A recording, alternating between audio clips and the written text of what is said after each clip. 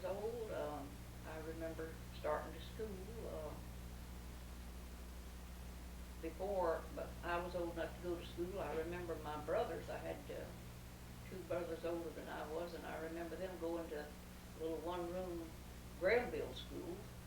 But when I was old enough to go to school, they had the East Marion School built, and we rode a bus to school.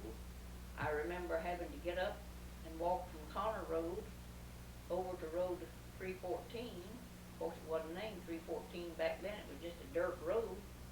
But we had to walk through the woods from Connor Road over to where 314 is now to catch the bus. And then we'd, Road 40 was not built at that time, so we went Grahamville Road over to Sharpsbury Road, and then took Henderson Road east to the school. We rode at first it might have been a Model T bus, later on it was a Model A school bus. The school was nice. It was good, clean country school, had rooms downstairs and rooms upstairs with the auditorium upstairs. Later on they built rooms on the south side, and then years after that they built a new auditorium on the east side, or the back side of the school. That's where I went to school all my life. The only sports that we played at school back then was basketball. At first the boys played competitive basketball with other high schools in the county. Later on the girls began to play basketball with other schools in the county. And then sometimes just for fun, we'd all get out and play baseball. And that's mostly the kind of sports we had, and it's mostly what we played all the time. In 1935, I graduated from high school. I was valedictorian of my class, and I think there was about 8 of us that graduated that year.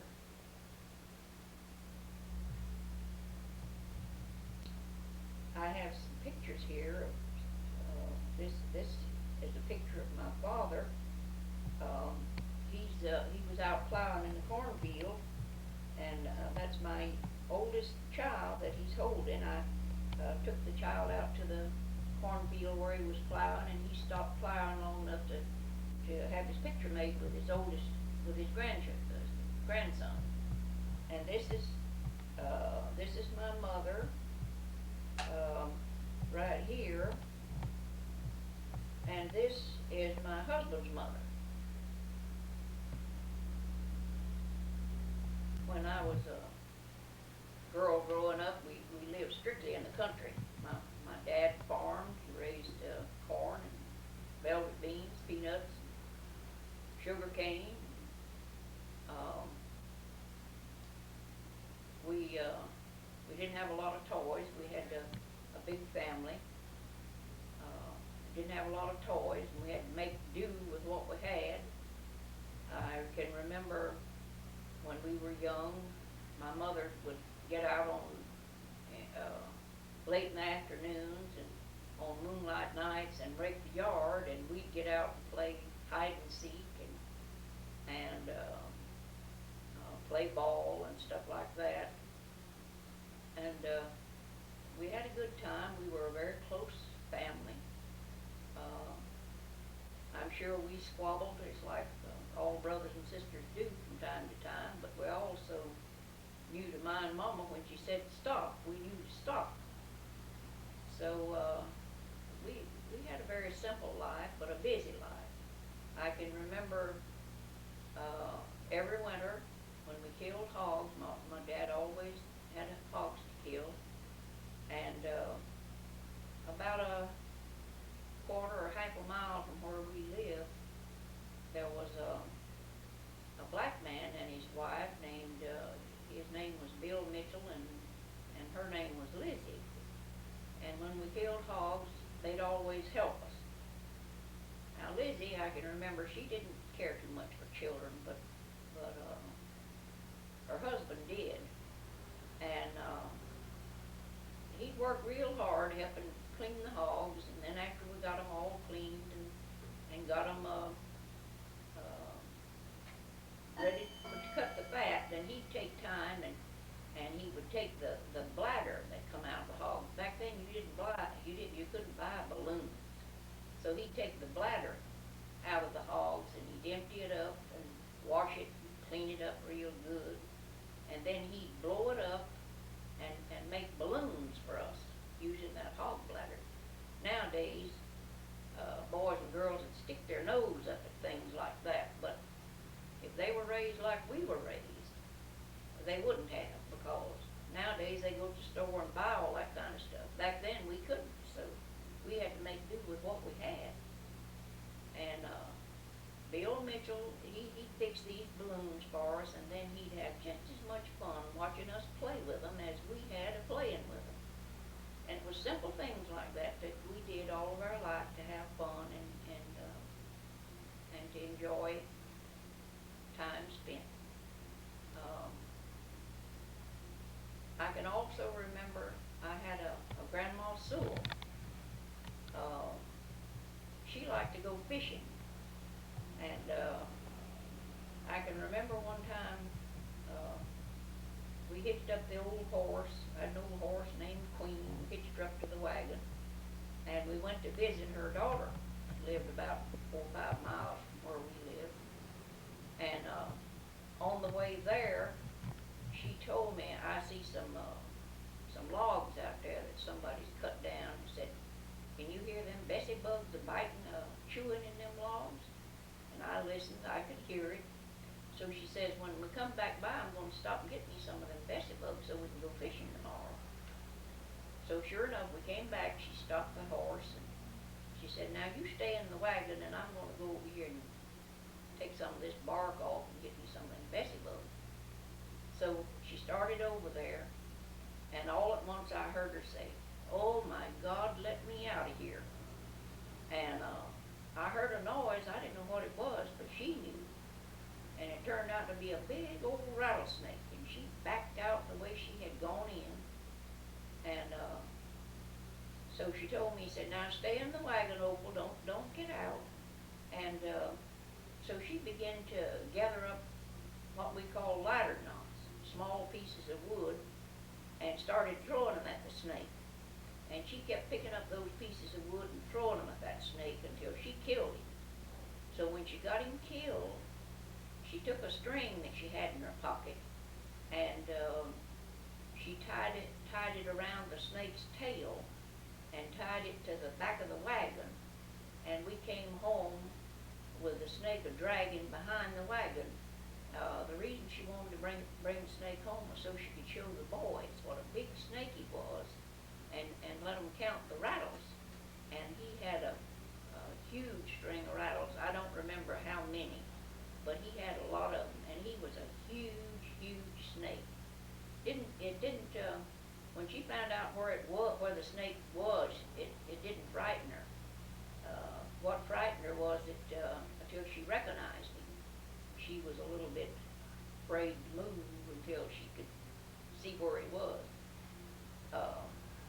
Then she got her Bessie bugs, though. After she killed the snake, she went ahead and got her Bessie bugs and filled a can full. Next day we went fishing. I can remember that. And we go down to the Caldwell Landing on the Oglaw River, stay all day a fishing. And she'd carry a biscuit or two in her pocket for me to have to eat. She wouldn't eat anything herself. And she'd have me looking up big old mushroom things. If I found a big one, she'd say, "Well, I think there's a bigger one than that over there on that other tree. You go over there and see if you can't find it." She kept me busy all day long while she fished. She very seldom ever came home without a big bucket of fish, mostly red breast brim. We'd get home just early enough at night to clean them so we could have them for supper. And the things that I remember back then were some of the happiest days of my life. A lot of young people nowadays, they don't really know um, what fun was like we had back then.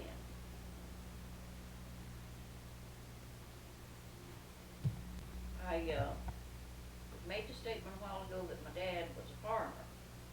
He he also worked in the timber business. Uh, he was raised in Georgia and he came to Florida. And when he first came to Florida, he worked in the timber business. He worked for the Arlo Box Company for years, and they do put together rafts and raft them down the river. And he cut huge cypress trees around Astor, um, down near Oviedo, and all around different places. My mother now, she stayed home and kept the home fires burning. She raised a big family of children. She never worked out anywhere. She stayed at home and took care of the kids, raised them, and did. She worked in the garden and canned fruits and vegetables, and did sewing for all of us. Um, about once a year, maybe twice a year, she'd go to town, but at least once a year anyhow, around Christmas time or a little before. We didn't have a car, and she'd have to catch a ride with the mailman. So she'd have to make arrangements she'd have to ask him if she could go with him such and such a time, and he'd save the seats for her in the car. Wouldn't let nobody else go that day. And when she'd go, she'd take my sister Edna and me with her. We'd catch the mail at the Connor post office down on the river, and then we'd go from Connor over to Grahamville, and there wasn't any bridge across the river, but there was a ferry. And he'd drive the mail car onto the ferry, and they'd ferry us across, and then we'd go through the swamp, up through Silver Springs, and then on to Ocala. We get to Ocala about 10 or 10:30 in the morning, and my mother would have to do her shopping between 10 or 10:30 and about 3 o'clock in the afternoon, because around 3 o'clock the mailman would leave to come back through Silver Springs, through the swamp, across the river, and then to the post office at Connor, and then to Lakota, and then to Lynn. I can remember doing that several times. At that time, Road 40 was not built. There was no bridge across the river, unless there was a bridge at Sharp's Ferry. I don't know about that, whether it was built later or not, but I know there wasn't one where on Road 40. I must have been in the 5th or 6th grade at school. I can remember they built a bridge across the Ocklawaha River, and they used small railroad cars to haul lime rock from Zuber over to put down for the base for Road 40. And I know two of the men who drove the trolley trains. One was, we called him Shug McDonald, and the other one was his brother William McDonald. And the buses would travel little old dirt roads coming from school and going to school, and if they saw the bus coming, they'd blow the whistle on the little trolleys, and they'd get a lot of fun out of the blowing the whistle at the kids, and the kids would get a lot of fun out of seeing the trains and hearing the whistle blow.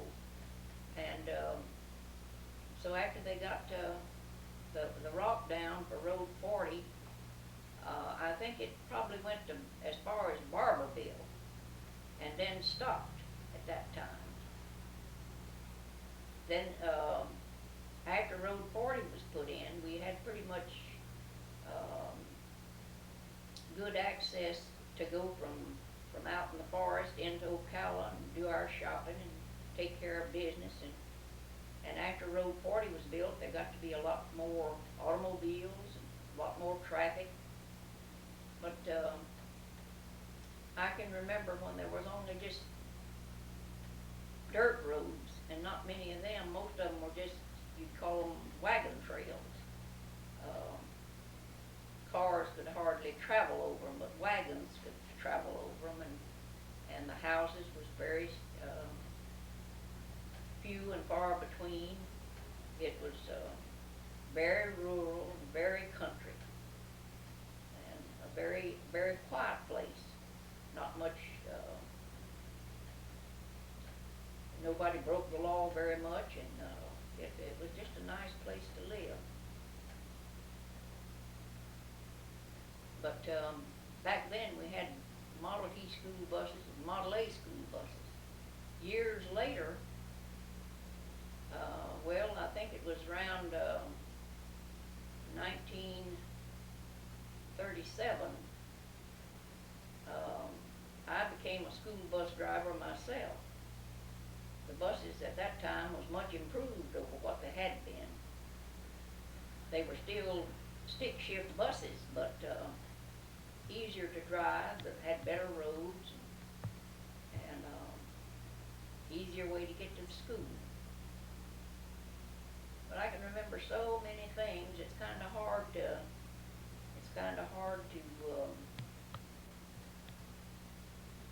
remember and be able to. You can't cover everything, and you don't know which is the best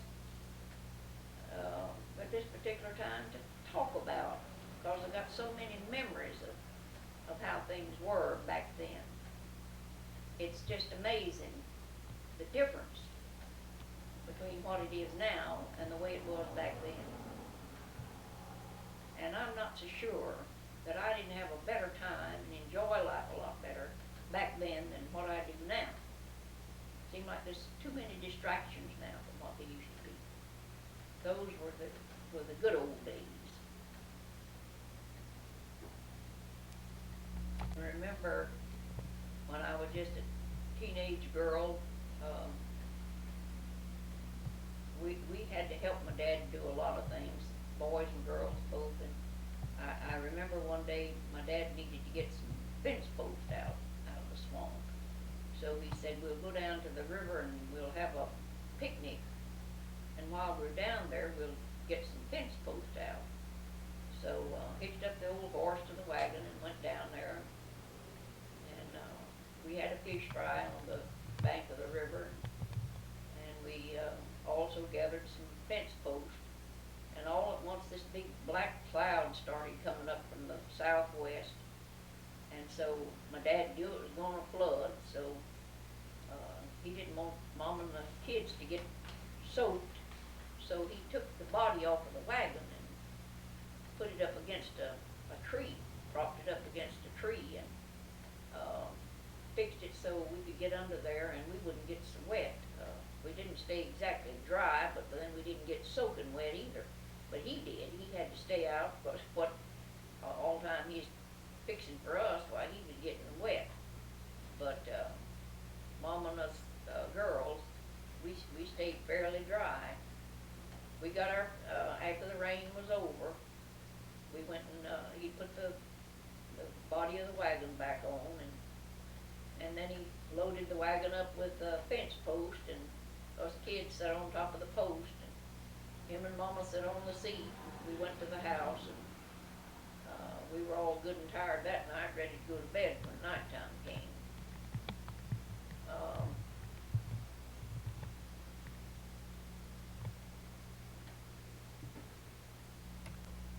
We lived on Connor Road.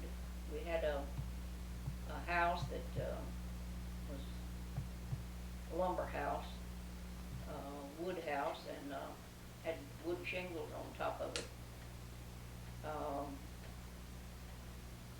We had my daddy had it built right after I was born, and when I was about a year old, we moved into it. We had 4 bedrooms and living room, big front porch, hallway and a big back porch and a big kitchen and dining room. And we had a big family of kids. It was well filled up, and uh, not only did our own immediate family stay, but we had grandkids that also lived with us some too. So there's a big family of us lived there. In 1940, our house burned down. We hadn't had any rain for months, and Mama cooked on an old wood stove, and the sparks from the chimney of the stove got onto the roof, and it was so dry that it smoldered, and about an hour or so after they had eaten their lunch, it caught a fire and burned down. It was burned on the 20th of May in 1940. Like I said a while ago, I started driving the bus in 37. I was at school, and we saw the National Forest fire trucks and trucks with government workers on it pass the schoolhouse. We didn't know where they were going. I had no idea it was our house that they were going to. But before I got home, one of the neighbors came out and told me that our house had burned down. Well, I had children on the bus, but I had to take them home, so I went ahead and took the children home. I didn't know where else to go, so I went on where our house used to be. When I got there, I saw my dad sitting out. We had a wood pile about halfway between the house and the barn, and my dad was sitting on the wood pile, leaning up against a piece of firewood, just sitting there. And well, we didn't know what to do. He didn't know what to do. But that night, the neighbors started coming in, and my sister and my baby brother and me spent the night with Brian and Eunice Godwin. My brothers spent the night with the Randall boys, and Mom and Daddy spent the night with Mr. and Miss Charlie Hogan's. And we were neighbors all over the place. Took us in and give us a good place to sleep and plenty to eat. Well, that very night, though, that the house burned, the school was having a graduation exercise, and Brian and Eunice's relatives was graduating from high school, so they had to go to it, and so my sister and my brother and me went with them. And while we were at the schoolhouse, there was the forest ranger, Mr. Joe McCullough, and one of the neighbors, Catherine Smith, was there, and they asked me what we were going to do, and I said, well, I don't know what we're going to do. I said, right tonight we're going to stay with Brian and Eunice, spend the night, but after that I don't know what we're going to do.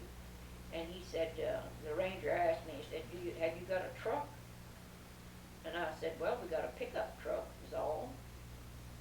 And he said, well, he said that a pickup truck wouldn't do for what I had in mind.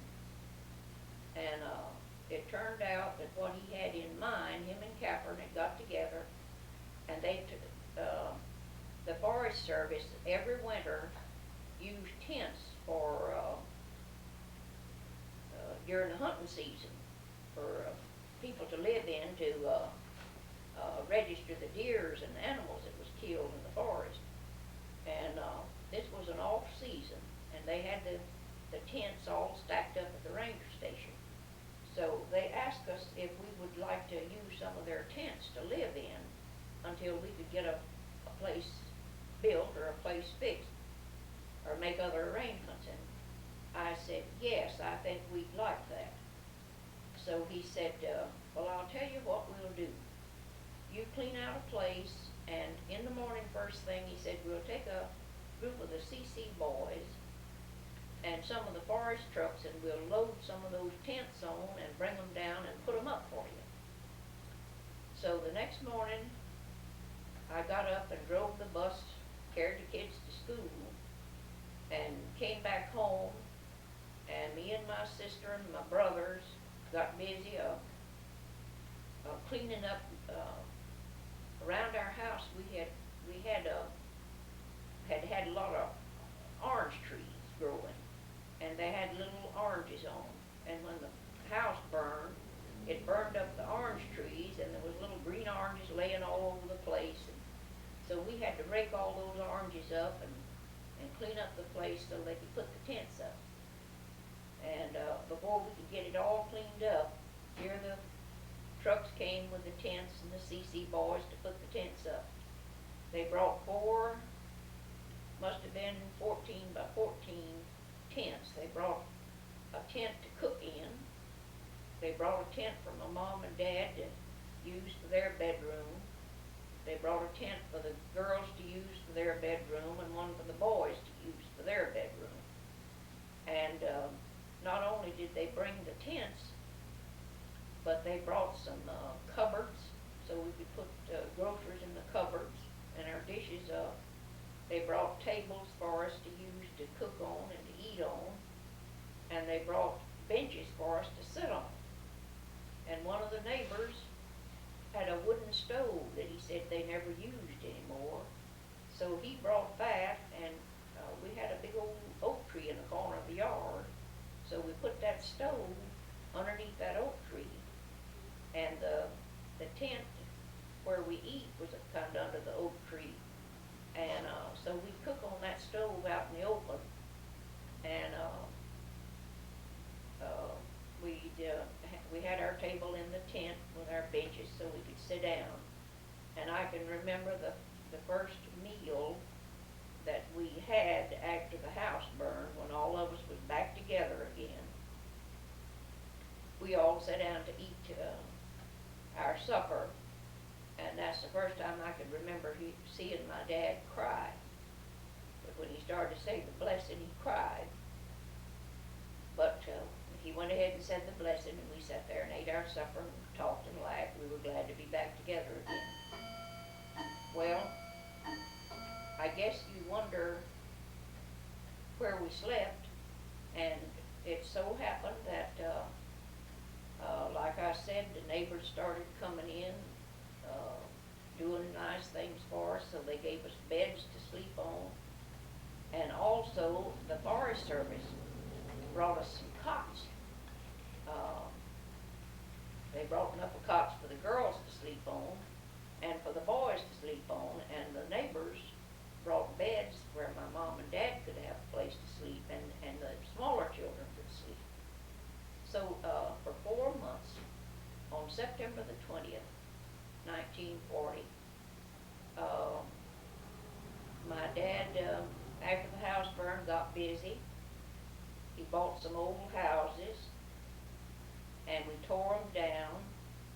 Us girls would take the nails out of the lumber, and the boys and the neighbors got together and built the house. And on September the 20th, 1940, we moved out of the tents and into our house. It was put up in almost exactly the same spot where the old house was. And we've always been so thankful and so fortunate that we had good neighbors. We'd never made it, don't suppose, if it hadn't been for everybody helping us out.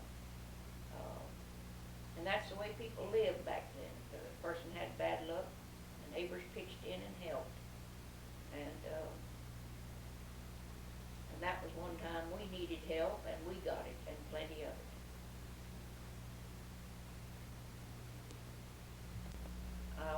think back when I was a child.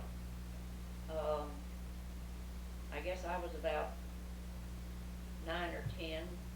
My sister Edna was a couple of years younger than I was, and back then um, there was a store, and the post office was over on right on the banks of the Ocklawaha River, and we called the place Connor. Now I think just before that, the post office might have been a couple of miles um, south of that, at a place called Grahamville. I don't, uh, I don't remember going to Grahamville to get the mail, but I do remember going to Connor to the post office to pick up the mail. And I remember one afternoon, my sister and me were pulling our little old red wagon and going down to the post office, and we got to the old, less than a quarter of a mile from the post office, and out in the front of the store. And the post office was a huge number of people, and we were kind of afraid to go down there. We didn't know, we'd never seen so many people down there before at one time, so we were a little bit afraid to go down there. So we stopped, and we were just standing there looking, and the owner of the store, Mr. Pat Randall, he came out and kind of walked up the road towards us, and he said, "Y'all come on down, come on down." So we knew Mr. Randall, and we figured if Mr. Randall said come on down, it was all right to do so. So we pulled our little old red wagon on down to the store, and when we got down there, Mr. Randall said, "Come over here and see the monkey." So we went over to where the crowd of people was, and there's a man and woman, and a lot of people had come down on a boat. The boat was parked out, was docked there by the landing, by the store, and a lot of these people had got off of the boat just to stretch their legs, and this man and woman owned the monkey, and they were having the monkey to do tricks for everybody. And that's why so many people was out there. They were standing around in a circle looking at the monkey do his tricks. So Mr. Randall said, "Y'all come see the monkey." So we went up there, and the man and woman made him do some more tricks so we could see him. That's the first monkey I ever remember seeing. He was a cute little old thing, tiny little thing, but he had a long tail, about 2 feet long. But he was a pretty little monkey. And after we got down there and saw the monkey and everything, why, we really enjoyed that. So while we were there, though, the people got back on the boat, took their little monkey, started off, I suppose, went on up the river to Silver Springs or someplace, and took their little monkey with them, and we went in and got our mail, and Mr. Randall asked us if we wanted some oranges. So we got some oranges and put them in our little red wagon and went on back home with them. Now that was when the post office was at Connor, and Connor was a pretty spot at that time, because the store was right on the banks of the river, and they had a kind of a little warehouse or storage room behind the store, and they had a ramp where boats would come down the river and stop, and they'd use that ramp to take produce and stuff off of the boat and put up into the warehouse, so Mr. Randall could have it to sell in the store. And up on the hill, just from the clearing in front of the store, they had a walkway that went up it was a kind of a hill that was pretty steep, and up on top of that hill was a big, beautiful home. I remember it was painted white, trimmed in green, and I know it was 2 stories, and I'm not so sure it wasn't a 3-story place. But anyway, it was a big, beautiful home, And they had a path leading up from the store up to the house. You'd go a few feet and there'd be steps, and you'd go a few feet more and there'd be some more steps till you got up to the house. And all around the house was a big orange grove, and it was a beautiful, beautiful place. It looked almost like a picture card setting. It was real pretty. And then, but the roads leading down to it was all dirt roads. It didn't have, was no highways or hard roads back then, concrete roads or anything. It was just dirt roads, and most people had wagons and buggies. They used was a few cars, but not many. And another settlement on the river was Granville, but that was a little bit, was I'd say maybe a couple of miles south of where Connor was. And at one time there had been a grocery store there, and that's where the ferry was, before the bridge on 40 was built. That's where the ferry was, and that's the road you'd have to go to get to Ocala and to Silver Springs. And there wasn't a whole lot of houses around it. I can remember the Hickmans lived near there, and then there was another big house, but I don't remember who lived there. I don't remember the name of the place, but there wasn't too many houses around.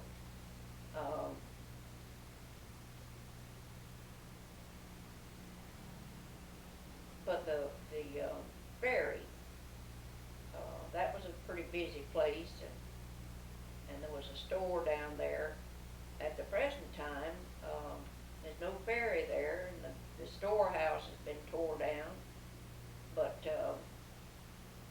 Sullivan's turpentine place was just a few feet south of where the ferry went across the river.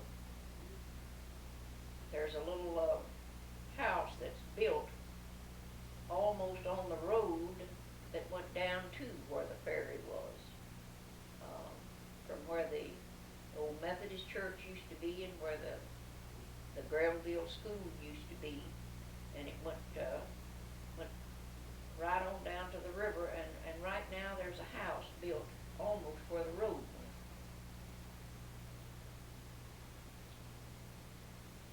But I can remember very clearly, picture in my mind how it was. I wish I could put it into words and make people visualize just how things were back then. It's a little hard to do.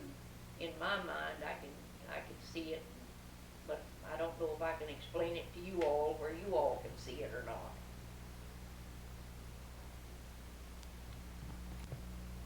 Well, I was born in 1915, lived all those years, and then World War II started.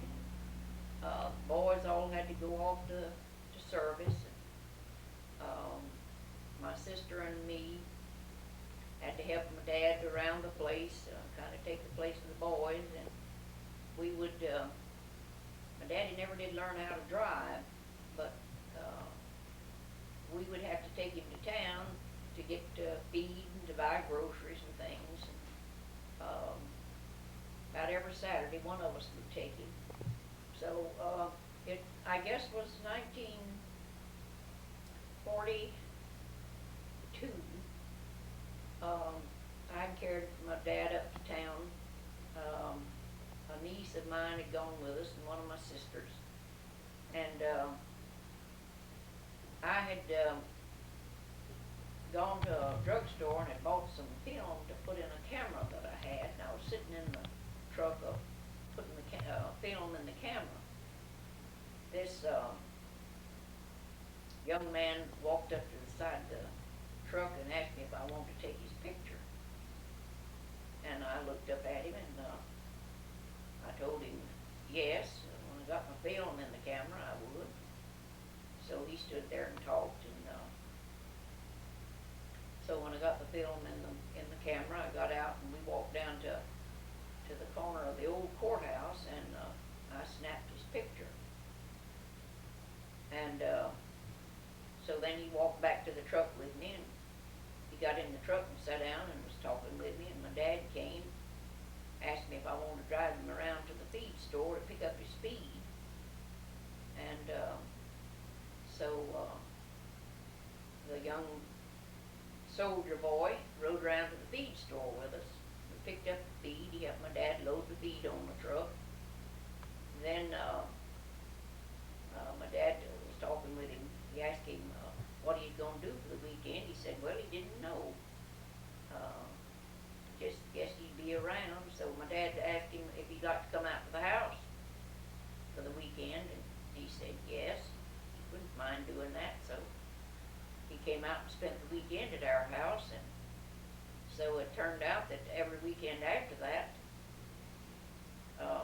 he would catch us when we were uptown, and come out and spend the weekend. And so on January the 2nd, 1943, that young man became my husband. And this is the picture of us. This is our wedding picture. We didn't have a church wedding or anything. We just went and got our license at the courthouse, and then went to the Methodist parsonage, and Reverend Eugene Rutland married us the 2nd day of January in 1943. And so the 2nd day of January of 93, we're going to celebrate our 50th wedding anniversary.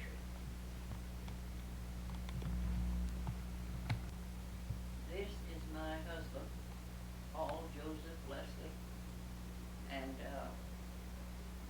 this is the guy that came up to the truck and was talking to me. He was a soldier in the service in Camp Blanding, and while we were courting, he found out my dad would run out of coffee. Back then, during the war, we had to use stamps to get coffee with. And my dad would run out of stamps, and he would be without coffee. So when my husband found that out, he decided he'd see if he couldn't get some from the commissary, because he worked in a commissary at Camp Blanding. So he got several pounds of coffee and brought it home, and asked my dad if he thought he could use all that. And my dad said, yeah, I think I can. So that helped us for my dad to have his coffee. And but my husband tells now that the reason he did that was to get on the good side of my dad, because he was after his daughter. So he thought that might help him.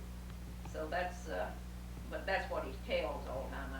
I think he probably brought it anyway, whether or not, but that's what he says now.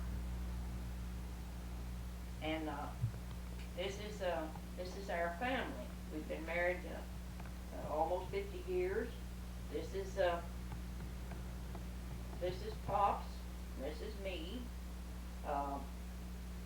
This is our oldest son, Paul Jr. This is our next son, Robert. Our next son, Robbins. Then we have a daughter, Eleanor. Then our daughter, Elena. Then another son, Timothy. And our baby son, William Michael. We have 2 girls and 5 boys. We're very proud of. Did you see that real good? Our oldest son was in the FBI for 2 or 3 years. For the last 12 or 13 years, he's been working for Bell Telephone System in Georgia as a security supervisor. Robert, Robbins, and Eleanor are teachers. Tim is a physical therapist, William Michael is a chemist, and our younger daughter is a homemaker, and a good one. So we're quite proud of our family. And the young fella that's taking these pictures and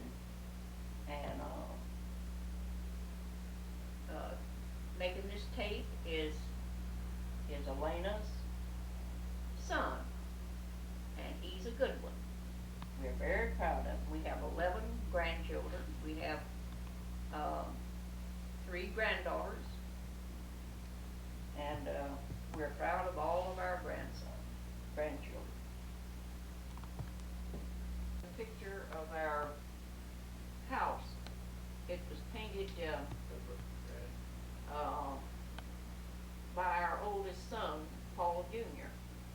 He was living up in Georgia, and he didn't have a picture to go by, or he just painted from memory. Now he remembered it being. Since then we put a new roof on, and it's not red anymore. But the house itself is the same, except we enclosed the back porch. The back porch is not open like it was in this picture. But this is where we live. Been home for the last 50 years for us.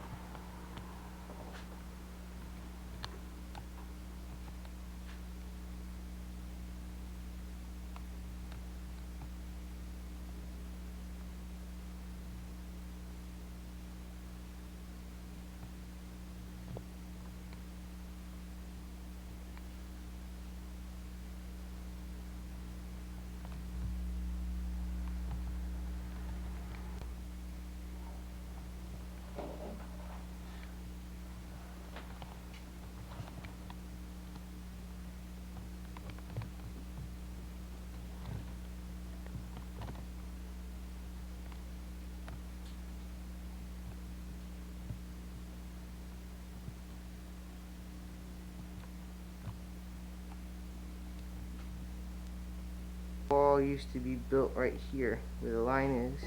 Yeah. And it used to go all the way up there. But this is where the original wall is, but they built it so we could hold more people. One of this old standoff the floor bathtubs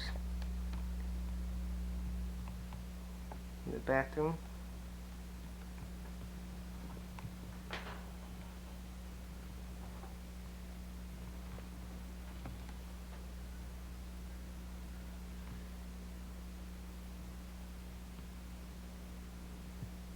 And this is one of the old time sinks.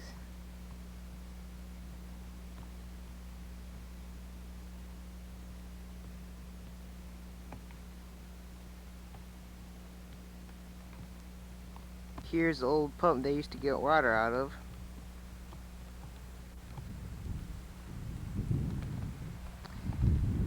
I remember when this used to work.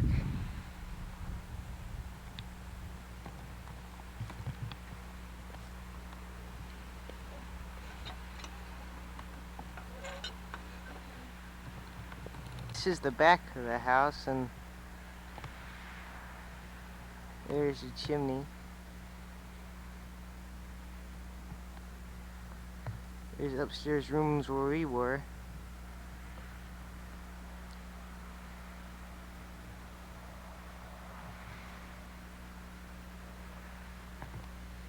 And here's the old shed. It's from the front.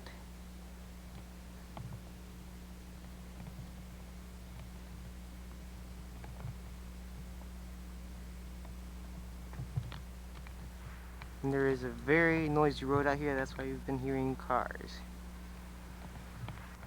Ready? I'm Michael Pruitt's grandmother. I'm 77 years old, and I remember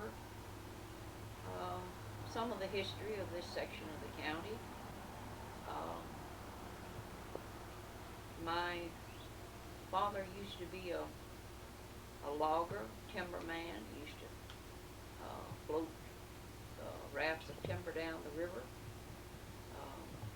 I suppose to Palatka, mostly, and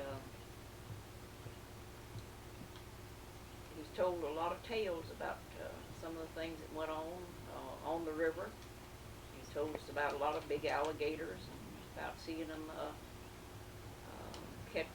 knock dogs into the water and catch them, take them under, and drown them, and a very interesting tale that he did tell us one time about a man that worked for him with them. It seems like they had a kind of a small houseboat, 2 or 3 stories high, that had little square windows in it, and that's where they slept. I suppose cooked their meals.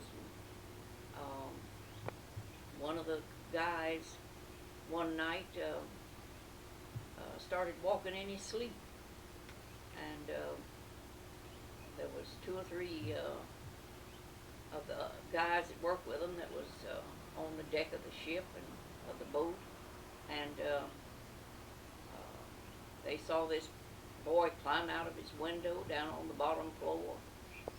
Now he said the wall of the outside of the boat was right straight up and down, and nothing to catch on to. It was just plain clapboards, and this guy climbed out of his window and climbed up the side of that boat to the 3rd floor and climbed in a window, and evidently climbed in a bunk and went to sleep, or went back to bed. Next morning, when the guys told him what he'd done, he didn't believe it. It sounds, my dad says, and you think that's a lie, but he says it actually happened. And when the guy's friends told him about it next morning, he didn't believe he'd done that, because it was impossible. Anybody that was awake or was under a normal situation couldn't have done it, but he climbed it in his sleep. So that was, he used to tell us a lot of odd things, funny things that happened while they were working on the river. Um, I remember some of the boats that used to be on the river, and some of the people that lived around here. There was the Mason family, Mr. Henry Mason. He had several boys. Um, Carl, Maxie, Victor, Leland, Edward. They lived near the Oklahoma River, and they worked on the river all the time, run boats up and down the river. Mr. Evie Mills and his family, Eric in Columbus was two of his sons. They built boats and run them up and down the river. He built a boat called the Hellcat. He named it after his two daughters, Helen and Kate. Called it the Hellcat. And then a son-in-law, Kate's husband, J.W. Randall, built another boat down on Connor, down near Connor. The one he built, they named the Madison. And one of the Mason boys, Leland, used to be captain of it, and he'd drive it up and down the river from, I suppose, from Jacksonville. I don't know how far south he went, but every Friday, you could, about middle of the afternoon, you'd hear his whistle blowing on the river, and he'd be going towards Silver Springs, and I don't know how far he went, but then on a Monday, he'd head back towards Jacksonville again. And he drove that boat for several years. I don't know exactly how long, but the Randalls, the Millses, the Masons were people that I remember about doing a lot of stuff on the river. I can remember a Mr. Sykes that used to have a store down on Grahamville, down at Grahamville Landing, where the ferry went across the river. That was before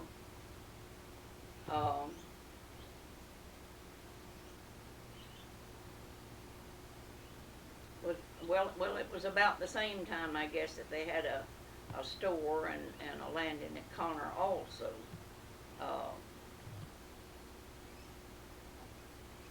But I don't remember the post office being at Grahamville, but I do remember the post office being at Connor in the southeast corner of Mr. Pat Randall's general merchant store, right on the edge of the river, and that's where we got our mail. Ms. Pat Randall was the postmistress at that time. Later on, after she and Mr. Randall had passed on, one of the daughter-in-laws, J.W.'s wife, Kate, and her sister Helen ran the post office at Connor, but they moved it up from where the building was on the river up onto Connor Road, almost to where 314 is now. They had a very small post office that they run it for several years. There was several different people that would bring the mail from Ocala. There was a Ms. Evelyn Howard. There was a Ms. Rose, and that I remember of. And also before that, I remember Henry Heineman being a mail carrier. But they closed that, all the little post offices over here. There was one at Lakota, one at Lynn, and the Connor post office, but they closed them up, and now they've kind of consolidated them, and they have a post office at Silver Springs, and that's where everybody over here gets their mail. Further south, out on 314A, part of the people out there, south of 40, I think, probably get their mail through Ocklawaha post office.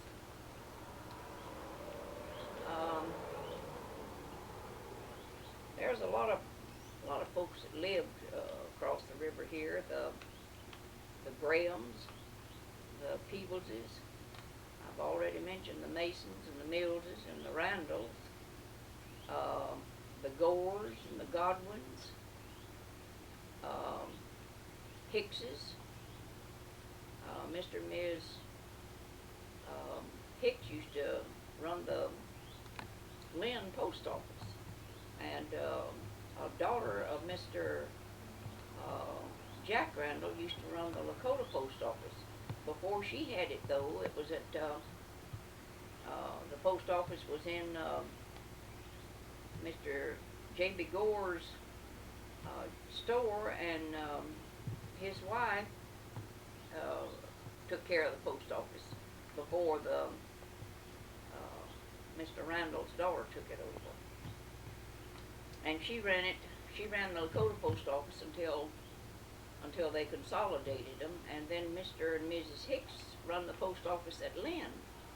They took care of it, and it was out near the East Marion School, and they did a lot of business out there and had a lot of mail go through their post office.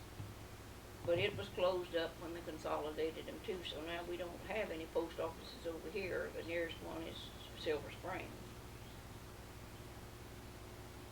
Later on, I can probably think of a lot more families. The Smiths, for one, I forgot them. The Smiths and the Fores, Will Fore, his family, and the McDonalds. There was a Yarborough family lived over through here. The Sewells. It'd take a long time to remember all of them and name all of them, but those were some. They had a Methodist church at Grahamville. The only minister that I remember being there was a Mr. Daniel, Preacher Daniels we called him.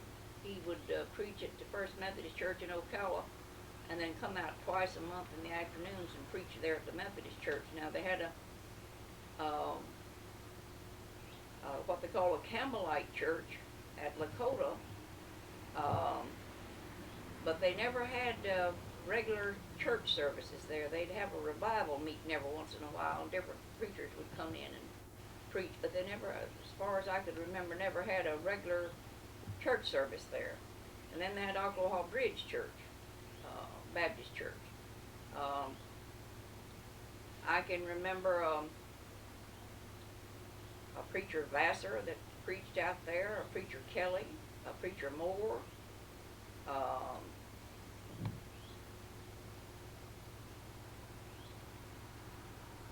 Seems like there was another one. I can't remember his name right now, but Jurgen, preacher Jurgen. Now, after he left the Oklahoma Bridge Church over here, he moved to Anthony, and I think some of his children and grandchildren still live at Anthony, and he was probably, I think him and his wife was buried at Anthony. I know he had some boys that went to school with some of my brothers. One of them was named Homer Jurgen, and one was named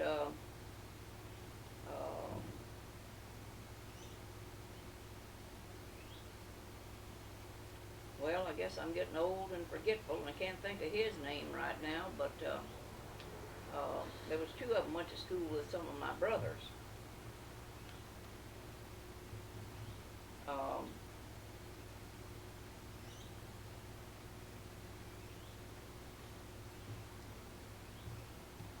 The Hendersons, I forgot to name the Hendersons, the Stanlons, the Rogers, the Mannings, the Marlows, the Mormons, Hickmans,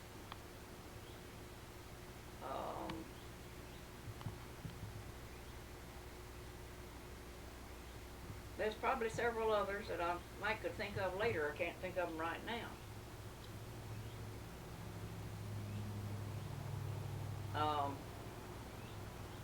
The Stevenses, I remember the Stevenses now.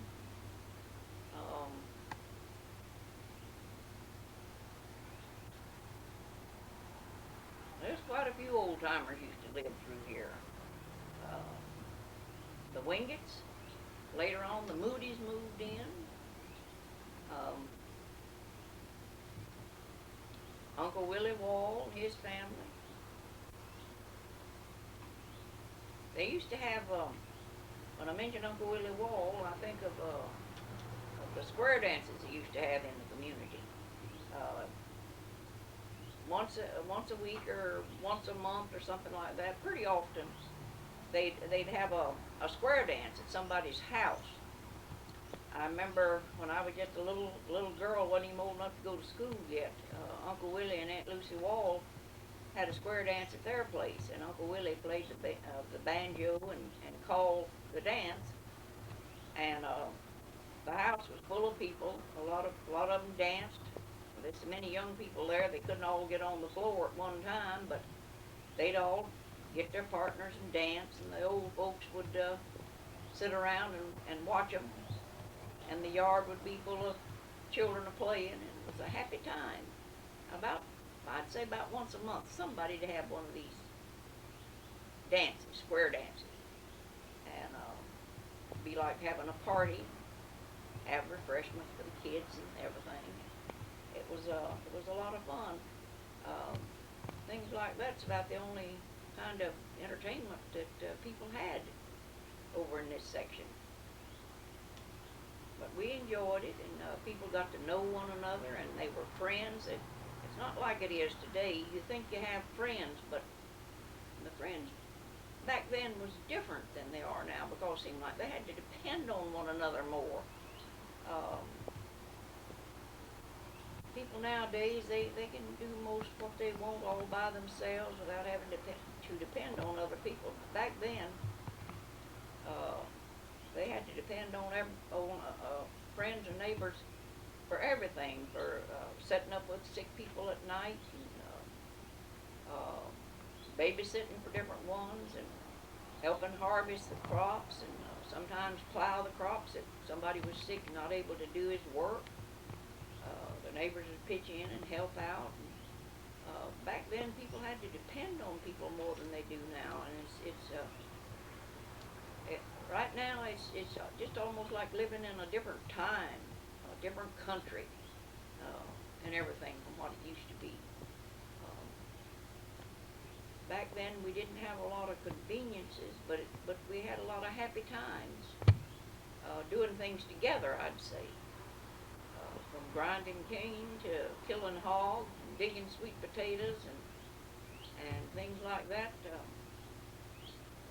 Get together and help one another, and make life a lot easier, and accomplish things too.